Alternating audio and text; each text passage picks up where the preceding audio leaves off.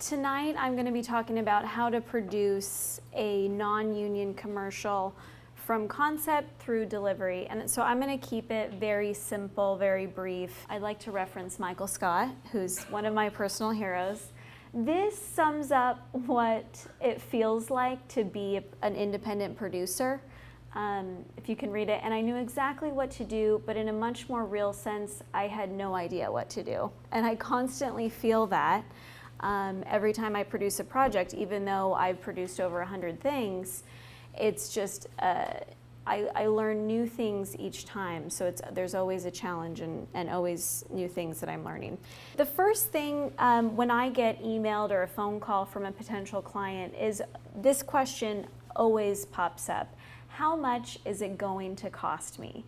This is before a script is done or they've told me anything about the project. They want to know, well, how much is it going to cost them to make a commercial? And so I have now come up with a template response that I can give to them immediately, because my philosophy now is it's all about streamlining, because I've learned that I've wasted so much time not addressing key issues up front, which is very important. What I do is, if they've emailed me for a potential job, I have just this bullet point list that I just send back to them, and it kind of weeds out the non-serious clients who either don't have enough money that'll work for us, or that our workflow isn't going to work for them. So typically what I have in that is it includes a timeline, our budget range, which leaves it open. So whether a script is done or not, I can at least give them a ballpark figure. And what I've learned is, doing all of these non-union commercials, I have a sense of what my floor is for what I would charge for a one-day shoot. So for if you're trying to produce something, I think that's very important to learn what's the minimum that you would be willing to do, but then bump that up a little bit because you want to have some sort of contingency in there. So I give them a budget range of what we normally work with, and then the workflow. So I actually let them know up front, this could take between 6 to 12 weeks. So they know what we're looking at timeline-wise. They know the budget range. They know our workflow. I say, we split it up into 2 phases, which I'll get to next, but we do a creative writing and budgeting phase, and then we go through the production and post-production phase.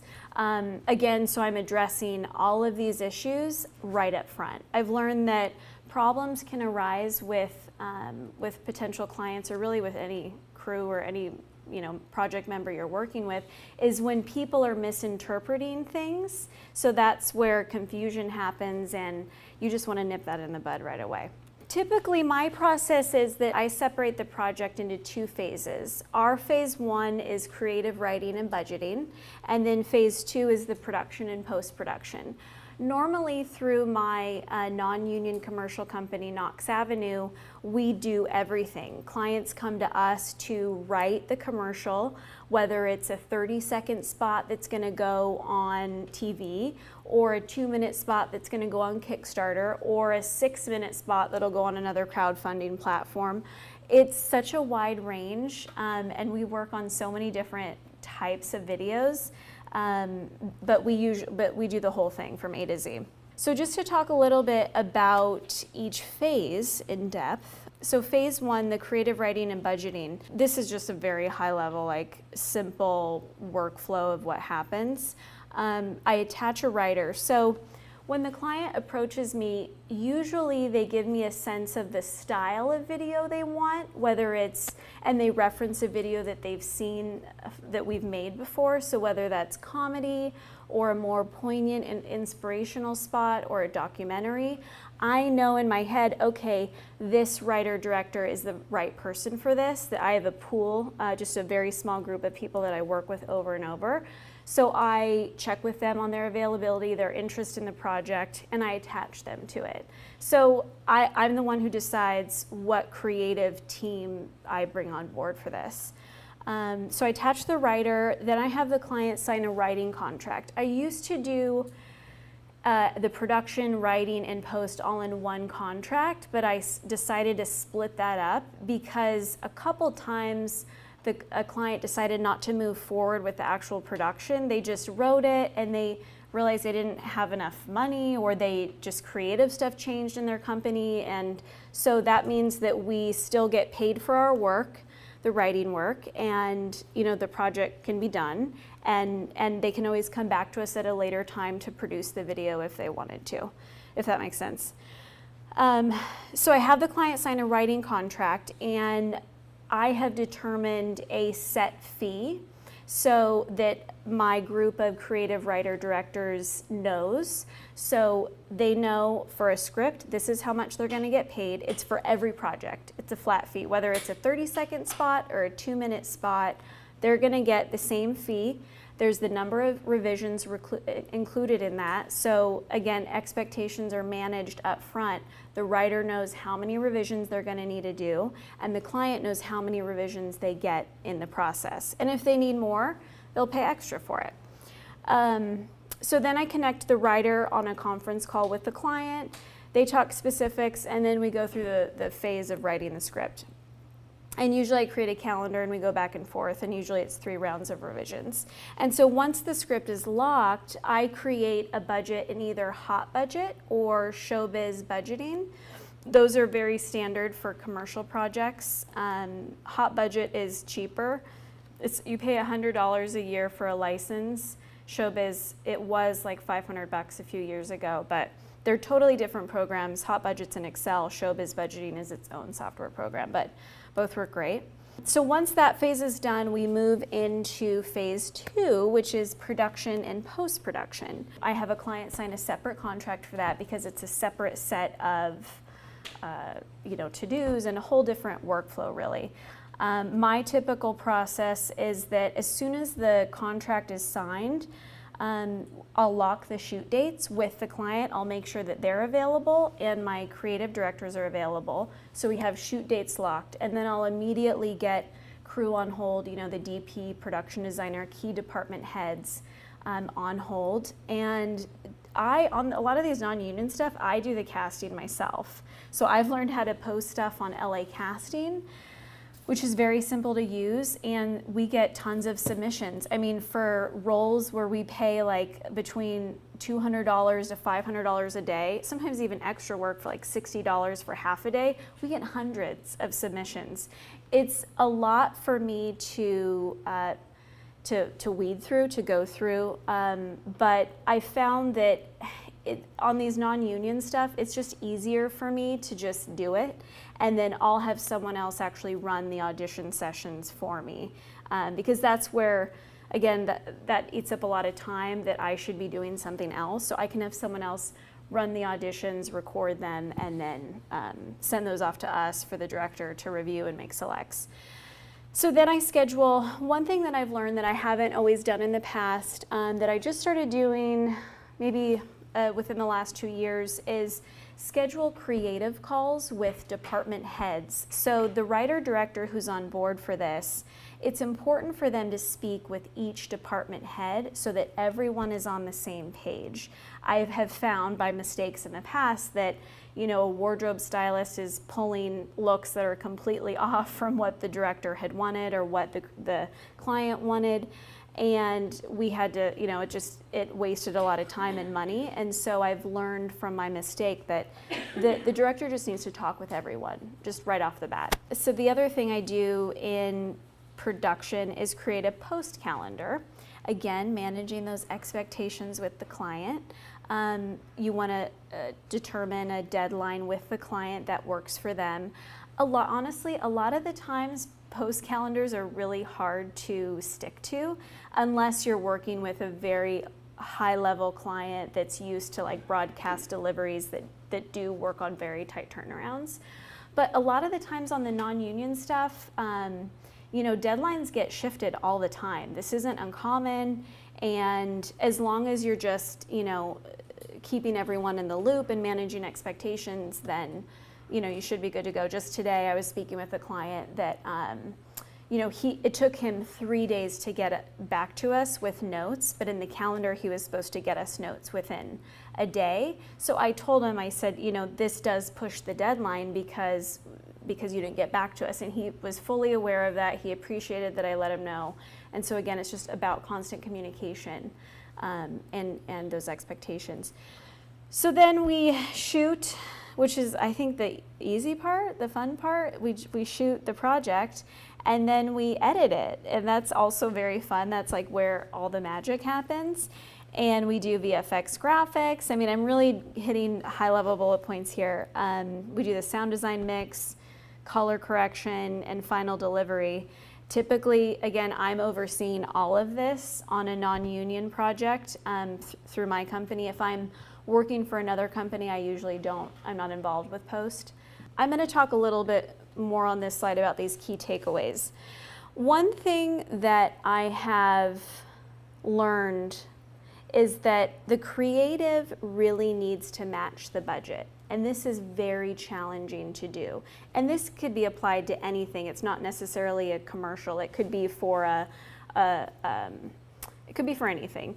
But if you're writing something that is going to cost the client double what they have, again, you just wasted a lot of time for the client and yourself by not actually writing something that they can pay for. So, and I was involved with the writing process on a project that we just shot in April for a really cool client, and I sort of had more empathy for my writer directors because it's such a challenge to stay in this box of finances, because you don't really, it's like, okay, well, the client can only afford one shoot day, but the script is really calling for 2 shoot days. So how do you cut back in order to make it work? It's just very challenging, but it's really important that you make sure that the creative script matches the budget that you have to work with. And typically, you know, these non-union budgets have it includes all of it, you know, from the pre-production to the editorial, and things will pop up in editorial, so you have to budget for some sort of contingency in there. You know, the client may not want graphics at first, but then when they get into the edit, they'll see it and say, well, I kind of think we need like a little animation here, which could cost a couple $1,000s depending on, you know, what's needed. But that's one key thing to remember. Always make sure that your creative matches the budget. The other thing, as I mentioned already, is to manage those client expectations. A lot of these non-union clients that I work with are new to the video workflow. A lot of them are startups. And so it's constantly teaching them and walking them through the process, which is a bit of a challenge for me because I'm not the best teacher. I kind of just like want people to know what they're doing. You know, I'll just hire the right people who know what they're doing. I don't want to teach anybody. So that's been a good challenge for me, is to learn how to walk them through this process and remind them, like especially during the edit, that, okay, when you're watching this video, only look at the picture cut. Which, okay, and then I have to describe what a picture cut is. So it's, okay, just look at the pacing. You know, are there scenes that you want kept in? Are there moments that you want cut out? Is there anything missing that you remember that we shot? So I'm trying to be very specific to keep that communication as clear as possible. And that way I'm trying to hone them in on what to focus on. But regardless, you will get comments on other things like music or VO or whatever, you know, graphics not done. But I just am constantly reminding, like, okay, just don't listen to the VO. That's just scratch track. The song still has a watermark on it. Just that kind of stuff. So you really want to explain each thing if they're not understanding. And even simple semantics like, I've had a client ask, well, so when will we receive the final cut? Well, in my mind, the final cut is the locked picture cut. That's not the final video export. So I had to clarify with him, do you mean the picture cut or the export? So just little words like that. Always ask questions, if you don't understand something, and I found that to be very helpful. And the other thing that you want to remember is to always surround yourself as best you can with the best crew. And I put best in quotations because, I mean, it's just people who you enjoy working with, who are really good at their job, who have no ego. And I've been really fortunate enough to work with really awesome people. And I have this group of crew that I always call on, even actors, you know, we call on the same actors a lot of times. And so you just really want to surround yourself with the best people you can. And you'll have to work with some not fun people in the meantime to do that. So what have I learned? Lastly, a few quotes to leave you with. The future belongs to those who learn more skills and combine them in creative ways. I have found this to be a core principle of who I am as a producer, because I've learned that I've had to become, you know, someone who has to have some sort of a creative instinct in order to make decisions about locations or actors or crew that I know the director and the client will like. You know, I have to know finances. I have to know if this is going to play well on the marketing side for the client. It's just a constant, learning experience of learning different skills that I never really thought I needed to learn. It's not about the cards you're dealt, but how you play the hand. Again, you know, as a producer, you're thrown with fires, as we call them, all the time, and you have to figure out how to solve them very quickly. Which I actually like. I like solving problems. I think that's a gift of mine. That's why I'm a producer. But, you know, if you don't get stressed out, I keep a very calm, level head and just figure out, you know, absorb the situation, think of a solution, and act. It's better to make 1,000 failures than to be too cowardly to ever undertake anything. Again, I think as a producer, there's a lot of risk involved. You know, you're taking a chance on your crew, you're taking a chance on the client. But you know, if it all works out, it'll be great. If there's some parts that fail, that's okay. You just pick yourself up and keep going and learn from it and move on to the next thing. Nothing's easy, as my grandpa said. And I really understand what that means now after working in this industry and being a new mom, is that nothing is easy. Whenever someone says, oh, this is or a client, oh, this is a simple shoot, simple idea. No, nothing is simple about it. There's always kinks that have to be worked out. This is ultimately what I feel all the time as well. So I hope Andy Dwyer, I don't know what I'm doing. And that's kind of how I feel a lot of the time as a producer, but you just roll with it. You know, if you have some confidence and you have some common sense, then you can deliver a finished product to a client that they will love and they can use, you know, as they need.